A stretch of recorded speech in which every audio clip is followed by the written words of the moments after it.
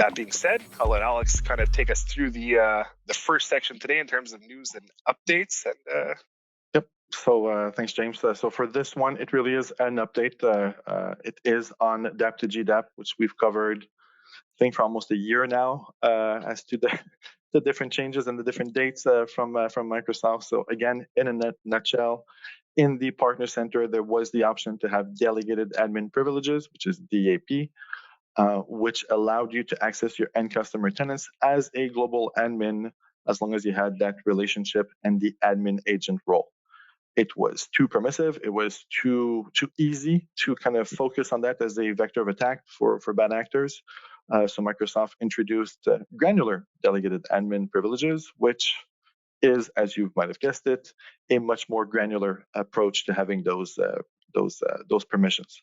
So instead of being a global admin, you now have to choose which admin roles you want to have in the end customer tenant, and there is an expiration date, so a maximum of 2 years on this.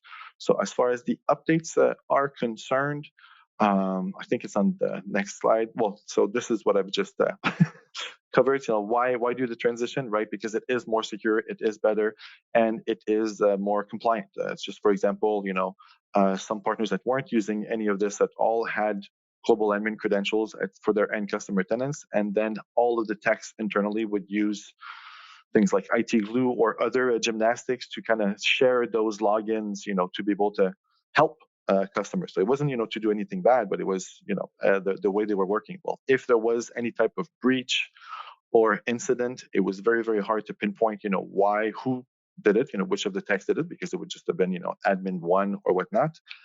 And with all the things about cyber insurance and things like that, a claim could have been denied because of the fact that you were sharing those credentials, which is against the practices from Microsoft. So do check out DAP or GDAP now. As far as what Microsoft is doing, they have started to transition certain customers, especially the inactive ones. As far as what you can do right now as a partner, I would say get familiar with what kind of roles you're using in DAP. If it's something very specific, for example, if you are a SharePoint developer, well, the SharePoint admin role is something that you're going to want to have.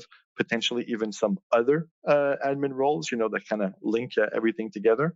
So do test those things out while you can, because as of September, whenever Microsoft finishes their transition, any new customer that you want to add, any new relationship is going to have the new default roles, which I believe are on the next slide. There we go. So as of September, whenever you want to send a customer relationship, instead of having just DAP with a check mark, these are the roles that you're going to be given. As you can kind of imagine, these are the basic, most just-in-time, just enough access type of roles to do license management, password reset, MFA enablement, like the most level one tech options. But you do also have the privilege role administrator and privilege authentication administrator, meaning that if you have at least 2 people internally, you can elevate your permissions to have a temporary global admin from that. What I've been telling most partners is, again, if you're doing something very, very specific, do try to learn, which type of GDAP relationship you need to have with your end customer tenants to continue working that way. But if what you were doing was just the basic admin, your text was just going there as level 1s, level 2s, for anything else you did have that break class emergency global admin account, you probably don't need to do anything. Just wait until September, and then you'll see these roles, just kind of come in. Your admin agent permission will grant you these roles, and help desk will give you just the ticket option, the help desk admin option.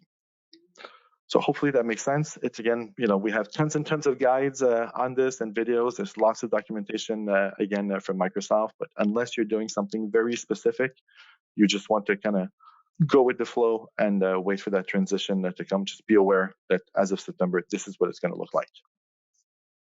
Super cool. Yeah. And like Alex mentioned, so we do have in our partner toolbox, we do have a guide that we put together. I say we, but Alex and the team did put together, that is really quite complete. And there too, right, is touching back to that value add that we like to bring.